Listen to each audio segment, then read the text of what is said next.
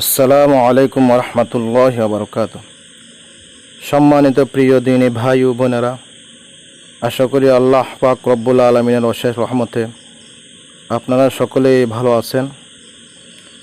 দ্বীন ইলম মিডিয়ার পক্ষ হইতে আপনাদেরকে জানাই আন্তরিক শুভেচ্ছা ও মোবারকবাদ।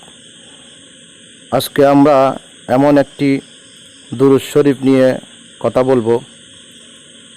হাদিসের মধ্যে আসছে, যে ব্যক্তি উক্ত দুরূদ শরীফটি নিয়মিত পড়ার অভ্যাস করবে, হুজুর পাক সাল্লাল্লাহু আলাইহি ওয়াসাল্লামের সুপারিশ তার জন্য ওয়াজিব হয়ে যাবে। আশা করি পুরো ভিডিওটি দেখবেন ধৈর্য সহকারে এবং দিন প্রচারের নিয়তে অন্যজনকে শেয়ার করে দিবেন। কমেন্ট করে আপনার মতামত জানাবেন এবং আমাদের চ্যানেলটি সাবস্ক্রাইব করে নিত্য নতুন ইসলামিক ভিডিও পেতে আমাদের সাথে থাকবেন এ আশা করছি। তাহলে আমরা ভিডিওটি শুরু করতে যাচ্ছি।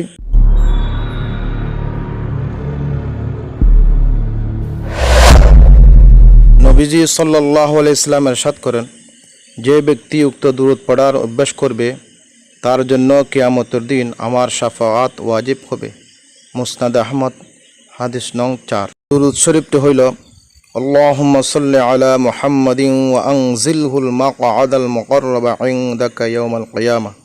আবার বলতেছি, আল্লাহুম্মা সাল্লি আলা মুহাম্মাদিন ওয়া আনজিলহুল মাকআদাল মুকাররাবা ইনদাকা ইয়াউমাল কিয়ামাহ।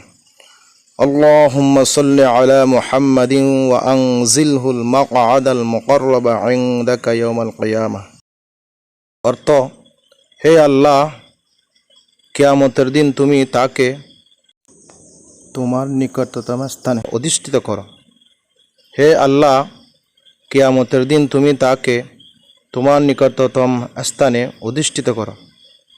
হে আল্লাহ, কিয়ামতের দিন তুমি তাকে তোমার নিকটতম স্থানে অধিষ্ঠিত করো।